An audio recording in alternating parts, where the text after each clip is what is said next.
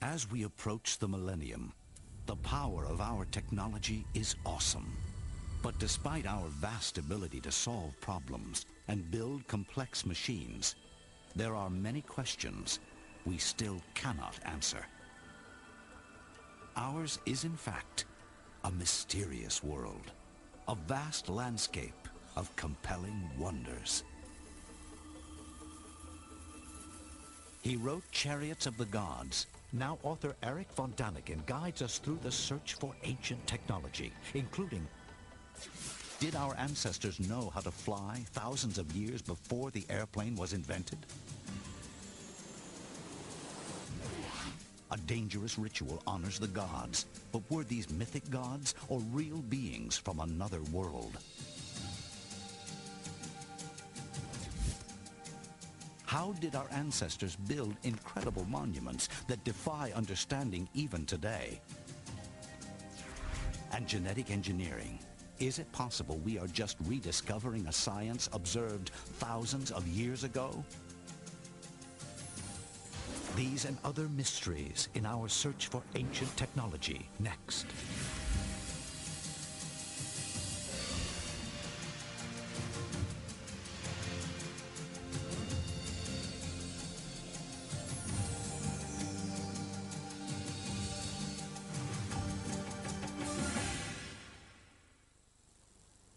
The idea of a primitive culture coming in contact with a more sophisticated culture, whether they are of this world or from another planet, is a very important concept.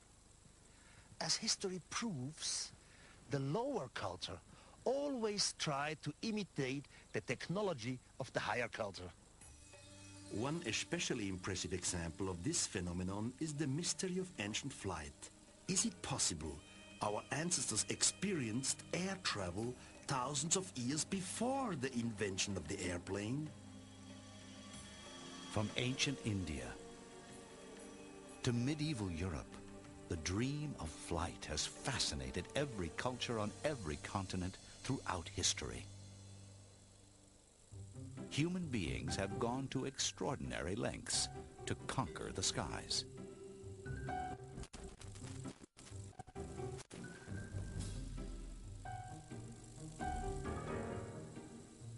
Not until the Wright brothers in 1903 did we finally succeed.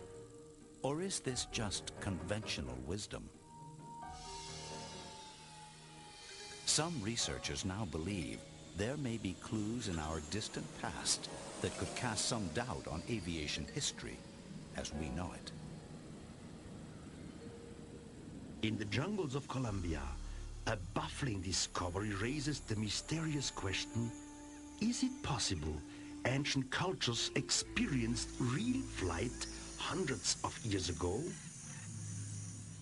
I have some strange objects here found in pre-Columbian tombs, dated about 800 to 600 before Christ. Archaeologists believe that these must be insects. Perhaps a part of a pre-Inca cult which revered insects. But when closely examined, these figures don't look like insects at all. Insects have their wings on the top of their bodies. Here the wings are on the bottom. So what are these strange figures if they are not insects? They look like airplanes. The amulets look like airplanes. Bob Trelease is an expert in the study of early flight. They have the shape, the physical structure. They have the elements that make an airplane as we recognize it today. These ancient figures reminded Bob Trelease of a very specific plane. When I saw the amulet, I immediately associated with the shape of the F-4D. The shape matched it. The apparent resemblance between the modern combat jet and the ancient icon is striking. But could it just be a coincidence? When Bob Trelease noticed something else peculiar about the golden figures, he began to wonder what the reality was behind this mystery. The curlicues looked like they could be a engineering representation of turbulent air over the leading edge of the wing. Were our ancestors experimenting with real flights, or perhaps were they expressing some kind of mythology? Could it be both? One possible answer comes from anthropological discoveries made in the 20th century. When one culture with a simple technology comes into contact with a second culture with a more complex technology, people often turn to religion. Anthropologist Dr. Lamont Lindstrom offers one explanation for the existence of these figurines. It may be found in the anthropological concept known as cargo cult. Cargo cult is a South Pacific example of a kind of religious movement that's happened almost every place in the world. Life in the South Pacific prior to World War II was pre-industrial in its simplicity. There was no electricity. There were no roads and no radio. No contact with the outside world.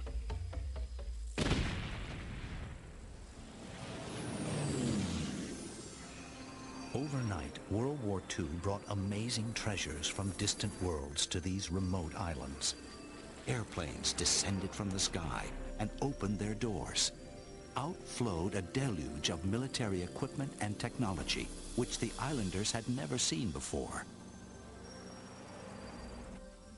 To them, the radio was a wonder, a magical machine able to speak in many voices.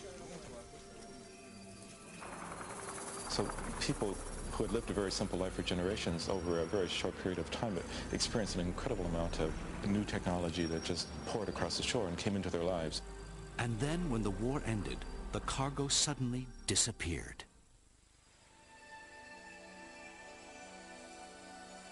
Desperate to find some way to bring the cargo back, the islanders turned to prayer and religious ritual.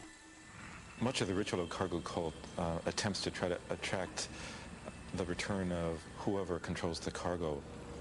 They did things like, in many islands, cut airstrips in the forest, in the jungles, hoping that the planes would land again.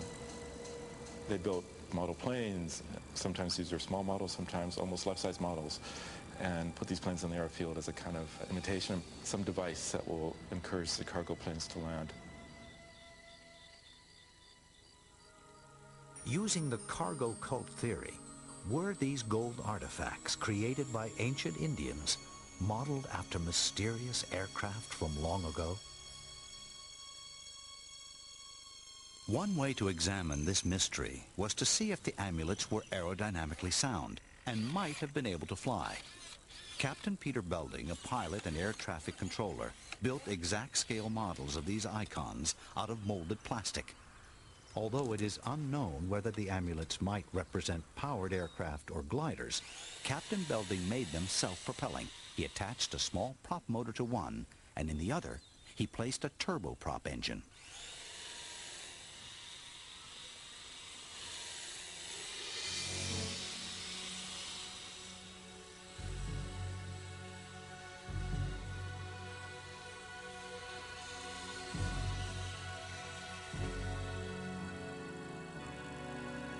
Now Captain Belding tests the more powerful turboprop model.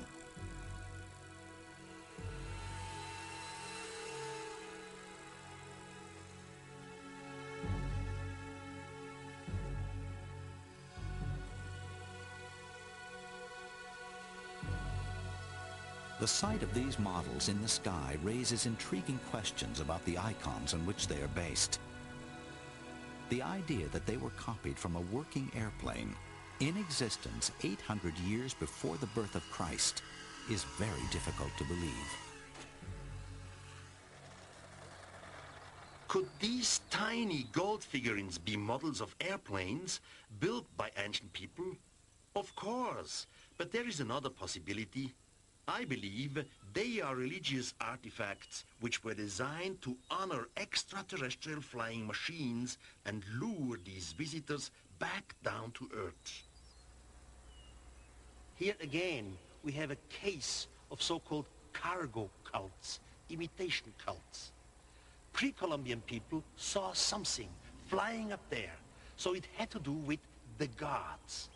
They made these models, they covered them with gold, and today we found out they really do fly.